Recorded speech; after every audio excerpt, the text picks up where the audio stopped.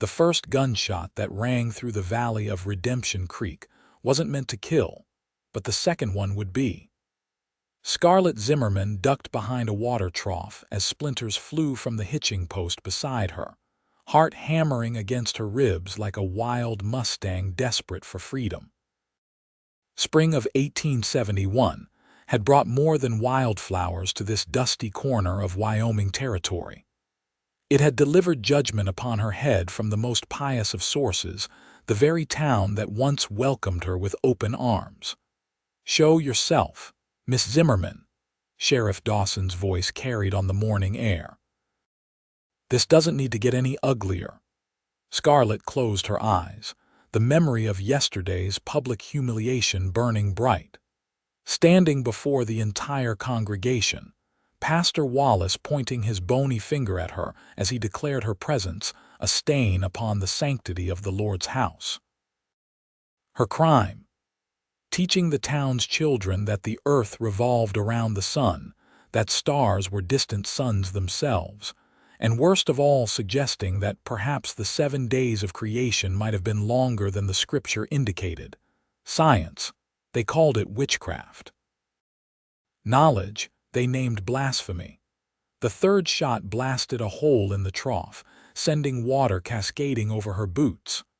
"I'll give you till the count of 10 to surrender yourself for proper Christian correction," Dawson called. Scarlett gripped the small satchel containing her worldly possessions, a journal of scientific observations, a brass telescope given to her by her late father, a change of clothes, and the meager savings from her now terminated position as the schoolteacher. Just as Dawson reached 8, the thunder of approaching hoofbeats caused her to glance up. A rider was coming hard down the main street, dust billowing behind like a storm cloud. "What in tarnation is happening here?" The newcomer's voice was deep, commanding, and oddly familiar. Scarlett peered over the edge of the trough. The man sat tall in his saddle, broad-shouldered against the rising sun. His dark hat shadowed his face, but she'd recognize that silhouette anywhere. Nathan Locke, owner of the Triple L ranch that sprawled across the northern valley. "Stay out of this, Locke," Dawson warned. "Town business." "Shooting at an unarmed woman is town business now." Nathan dismounted in one fluid motion, his spurs jingling softly as his boots hit dirt. Mighty peculiar way to uphold the law. Scarlett had only spoken to Nathan Locke a handful of times in the 8 months since she'd arrived in Redemption Creek. He brought his younger siblings to school, nodded politely when they crossed paths, and once helped her carry books when her arms were overloaded. A man of few words, but apparently decisive action. "She's been formally banished from the church and the town by Pastor Wallace himself," Dawson said, puffing out his chest. "Filling the children's heads with ungodly ideas, teaching against the Bible's truth."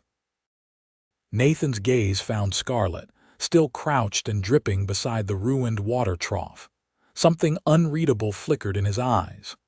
"Last I checked, Sheriff, banishment doesn't warrant shooting, unless the law's changed since sunrise." A small crowd had begun to gather on the boardwalks, whispering behind hands and pointing.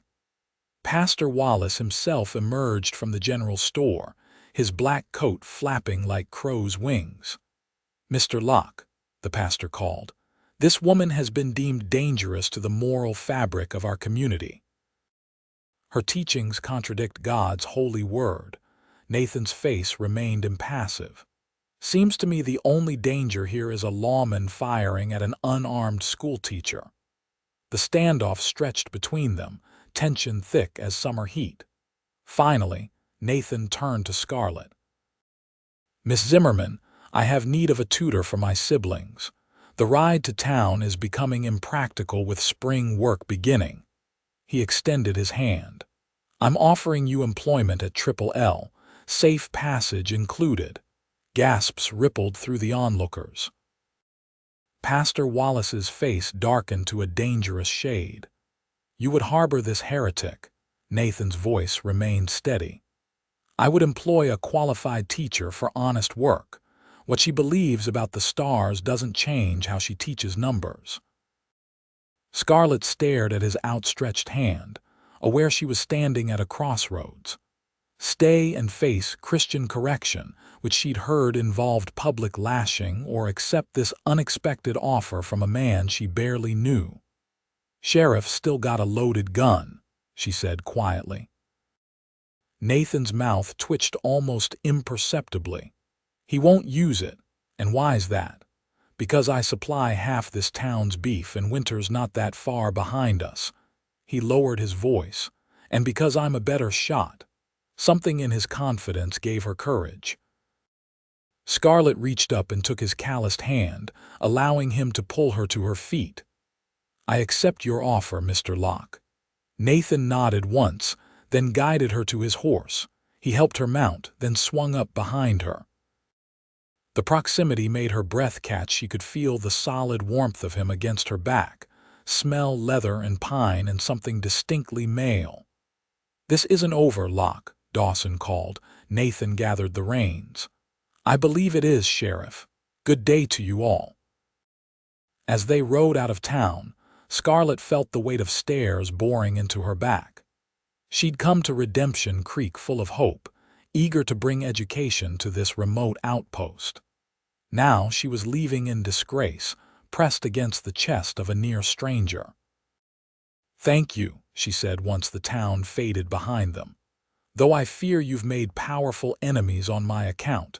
Nathan's reply rumbled through his chest. "They were already wary of me. I don't attend Sunday services." "Why not?" A moment passed before he answered. "I find God more readily in sunrise over the mountains than in Pastor Wallace's sermons about hellfire." The admission surprised her. "Then why help me? Surely associating with a declared heretic won't improve your standing." His arms tightened slightly around her as they navigated a steep part of the trail. "Miss Zimmerman, I've watched how you treat the children, patient with the slow learners, challenging the bright ones. You stayed late to help my sister with her reading when she struggled." He paused. "A person's actions tell me more than the judgment of men who claim to speak for God."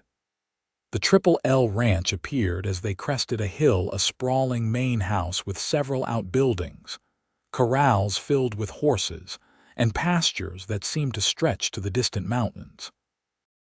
It was larger than Scarlett had imagined. Speaking of prosperity and hard work, 3 children burst from the house as they approached, 2 girls and a boy ranging from about 8 to 14 years of age. "Nathan's back," the youngest called, then stopped short when she noticed Scarlett.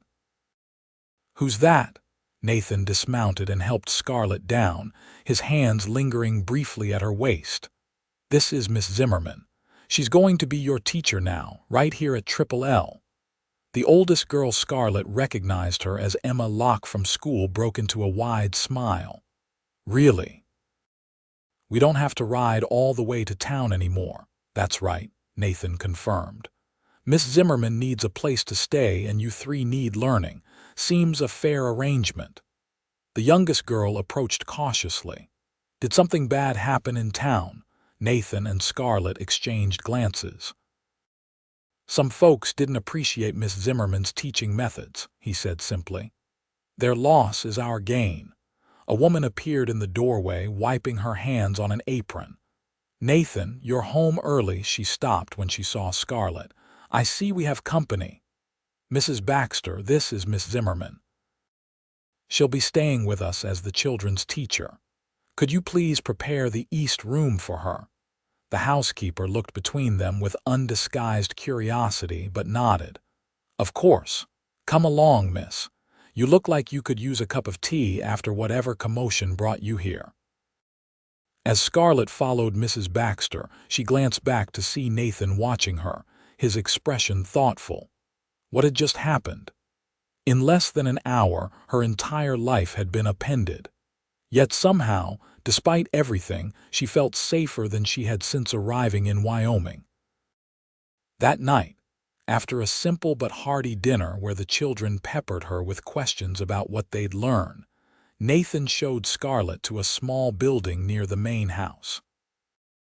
"I thought we might convert this into a proper schoolroom," he said, pushing open the door to reveal a dusty space that had once served as a storehouse. "It needs work, but there's good light through those windows." Scarlett stepped inside, imagination already transforming the space. "This could work beautifully. We'd need a blackboard, some desks. Make a list of what you require. I'll send a man to Cheyenne when we deliver the next cattle shipment." She turned to face him, moonlight streaming through the windows illuminating half his face. "Mr. Locke, why are you really doing this? You could have hired any number of tutors from Cheyenne." He met her gaze directly. "When my parents died 6 years ago, I became responsible for my siblings overnight. I was 20. They were just little ones. I promised them and myself they'd have every chance at a proper education." His voice lowered. "I've seen how you teach, Miss Zimmerman. You don't just feed them facts, you light a fire in them for learning." "The very fire that got me banished," she said softly. A smile touched his lips. "Some fires are worth tending." The weeks that followed settled into a rhythm. Each morning, Scarlett awoke to find fresh water for washing outside her door and often wildflowers in a small jar left by the children. She assumed, though she never caught them at it. After breakfast, she taught Emma, Daniel, and little Sarah in the newly appointed schoolroom, which ranch hands had transformed with surprising skill.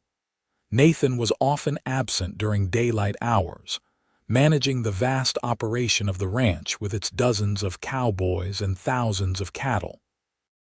But he made a point of asking about the day's lessons each evening, genuinely interested in his siblings' progress.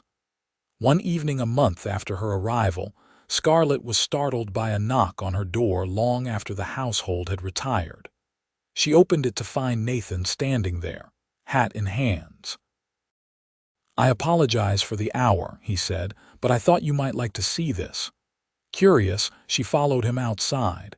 He pointed upward where the night sky blazed with the brilliance of a meteor shower. "The Perseids," she breathed. "I'd nearly forgotten. I remembered you telling Emma about them." He gestured toward a blanket spread on a nearby hill. "I thought perhaps you might explain them to me as well." They sat side by side on the blanket, faces tilted upward as streaks of light tore across the heavens. Scarlett found herself explaining the science behind the celestial display, then hesitated. "I'm sorry, these are the very teachings that got me in trouble." Nathan's profile was thoughtful in the starlight. "Each morning, I thank God for the sunrise, for my family's safety, for this land." He turned to her. "Lately, I've been thanking him for sending you here. Understanding how he made the stars shine doesn't diminish my gratitude for their beauty." The sincerity in his voice touched something deep within her. "In my father's scientific books, there was never a conflict between faith and knowledge." He said understanding the mechanics of creation only made the miracle of it more profound. "Your father sounds like a wise man." He was. A professor before consumption took him. "My mother followed shortly after." She hugged her knees. "I came west hoping to honor his memory by sharing knowledge." Nathan's hand found hers on the blanket, warm and steady. "You're doing that here." The touch sent a shiver through her that had nothing to do with the night air. For a breathless moment, she thought he might lean closer, but a brilliant meteor streaked overhead, breaking the spell. "Make a wish," he said softly.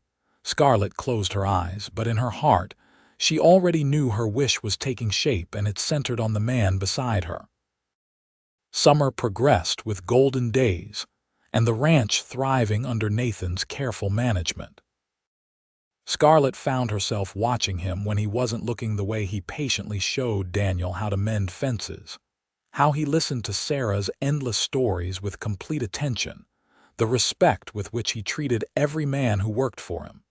And sometimes, she caught him watching her too. The first threat came in late July, a letter delivered by a cowhand returning from town. Pastor Wallace demanded Nathan return the heretical woman to face church discipline, or risk excommunication himself.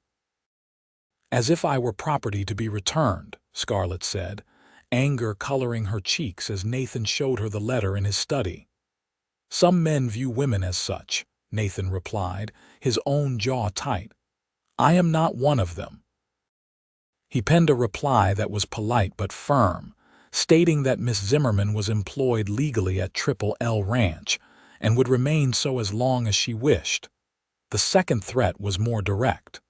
Sheriff Dawson rode out himself, accompanied by 2 deputies.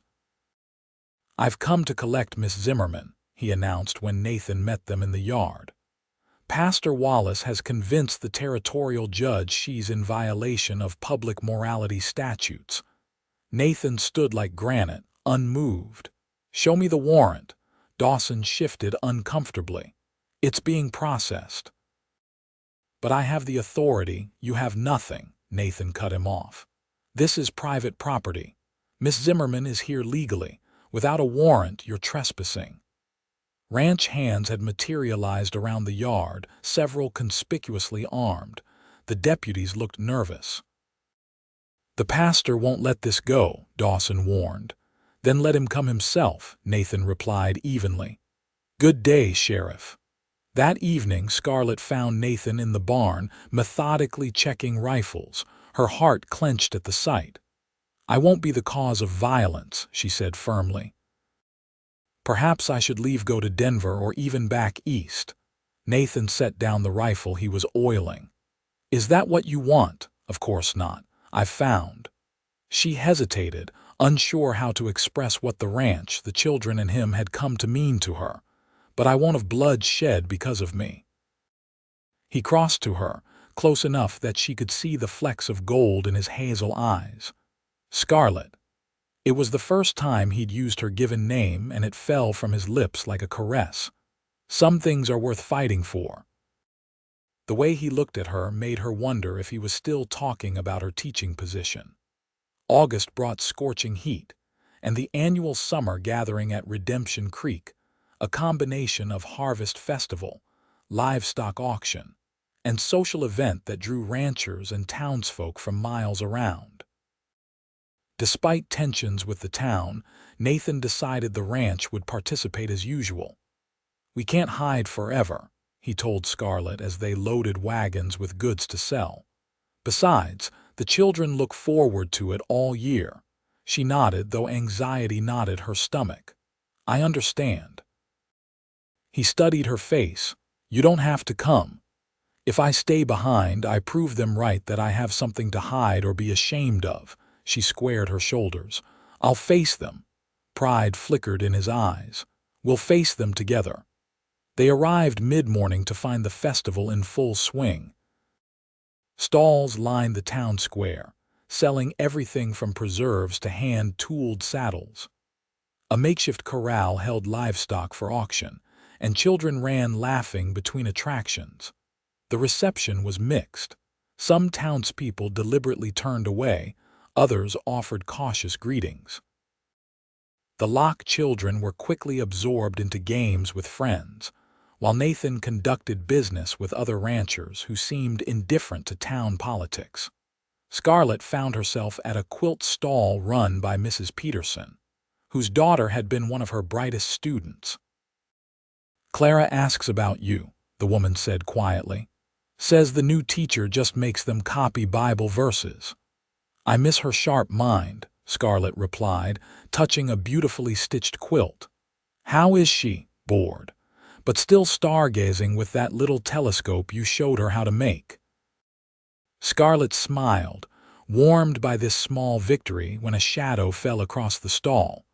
"Corrupting more souls, Miss Zimmerman." Pastor Wallace's reedy voice cut through the pleasant market chatter.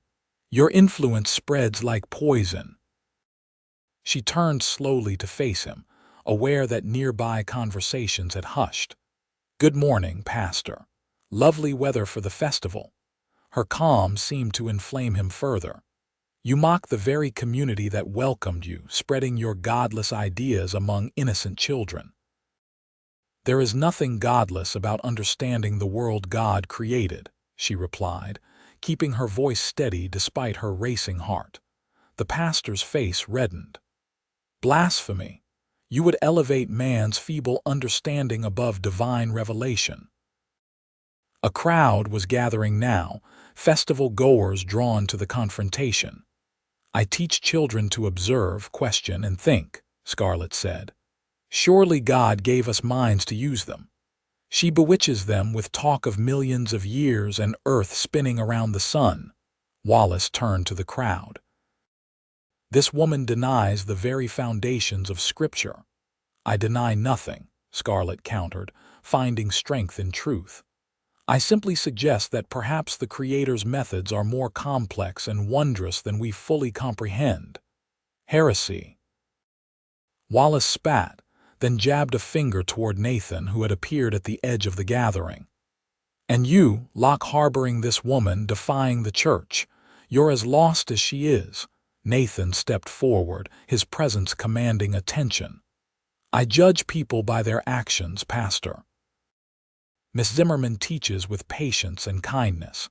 She encourages wonder at creation." His voice carried clearly. "Seems to me that honors the Creator more than fear and ignorance ever could." Murmurs rippled through the crowd, some approving, others scandalized. Wallace's voice turned venomous. "We all know why you keep her at your ranch, Locke, and it isn't for teaching." The implication hung in the air, ugly and deliberate. Nathan's expression darkened dangerously, but before he could respond, a woman's voice cut through the tension. "That's enough, Timothy Wallace." Mrs. Reeves, the elderly widow who had played the church organ for 30 years, pushed through the crowd with surprising vigor. "I have listened to your sermons for decades, but I will not stand by while you slander good people." She turned to the onlookers. "When my granddaughter was dying of fever last winter, who sat with her night and day, reading stories and cooling her brow? Miss Zimmerman. And when she recovered, who brought special lessons so she wouldn't fall behind? Miss Zimmerman." Another voice joined in, Mr. Cooper, the blacksmith. "And when the Miller boy couldn't grasp his numbers, she stayed after school every day until he understood, never once making him feel slow-witted." Surprisingly, others began to speak up, parents whose children had flourished under Scarlett's teaching, townsfolk who had witnessed her kindness. The pastor sputtered, "This changes nothing. Her teachings made my son ask questions about God's creation that I couldn't answer," interrupted Mrs. Tanner. "So we looked together in Scripture and found beauty in the Psalms that speak of the heavens declaring God's glory." Her science didn't destroy his faith, it deepened it. Wallace looked around, sensing the shift in public sentiment. "She was formally banished by you and the elders," Mr. Peterson said. "Not all of us agreed." Nathan stepped to Scarlett's side, his presence solid and reassuring. "It seems, Pastor, that the community might be ready for some reflection on what truly matters in faith." The pastor glared at them both, then at the townspeople who had spoken up. "This isn't over," he hissed, before stalking away toward the church. As the crowd dispersed, many approached Scarlett with quiet words of support or apology. Nathan stayed beside her, a silent guardian, his hand occasionally brushing hers, a touch that sent warmth through her despite the day's tensions. Later, as they prepared to return to the ranch, Nathan found Scarlett sitting alone on a bench near the wagons. "You were magnificent," he said, settling beside her. She shook her head. "I didn't do anything. Those people, they stood up for me, because you touched their lives."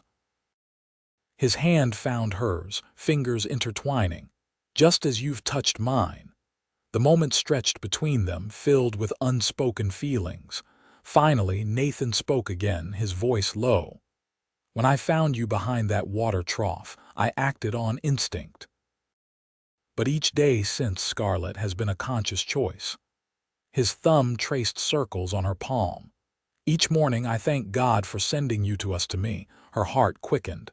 "Nathan, I'm not a man of fancy words," he continued, "but I know that before you came, something was missing. And now it isn't." The sincerity in his eyes made her breath catch.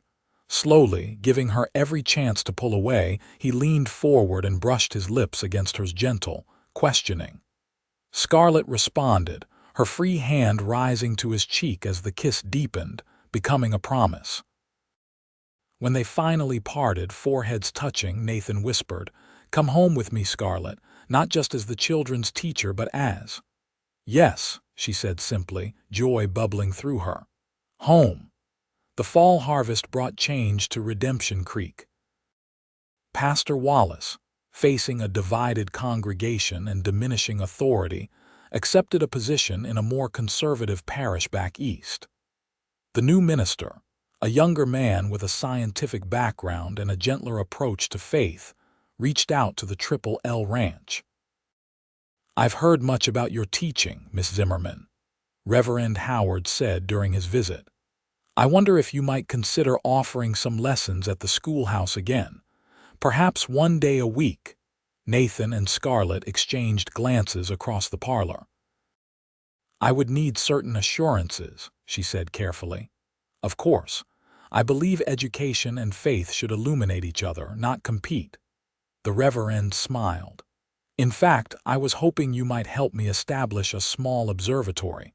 The children might benefit from seeing the heavens up close." By Christmas, Scarlett was dividing her time between teaching at the ranch and leading special science lessons in town. The day she first brought her students to the small observatory, built behind the schoolhouse, complete with the telescope Nathan had commissioned from Denver, she felt her father's work continuing through her hands. Nathan proposed properly on Christmas Eve, beneath the same stars they had watched together that first night. "I thank God for you each morning," he said, holding the simple diamond ring that had once belonged to his mother. "And each night, and most moments in between." They married in spring, with wildflowers carpeting the valley and both ranch hands and townspeople in attendance. Reverend Howard officiated, speaking eloquently of how love, like faith and knowledge, revealed truth in its purest form.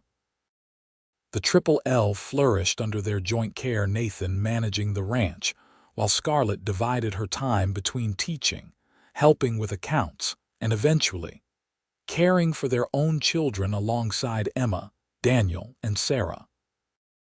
Years later, long after Redemption Creek had grown into a proper town with a real school and library, both championed by Scarlett, visitors would sometimes ask how the educated Easterner and the rugged rancher had found each other.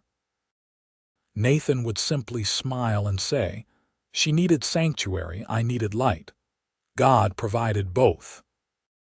And each morning, just as he had since that first day, he would rise before dawn, step onto the porch of their home, and thank God for the woman who had taught him that faith and understanding could walk hand in hand beneath the vast Wyoming sky just as they did.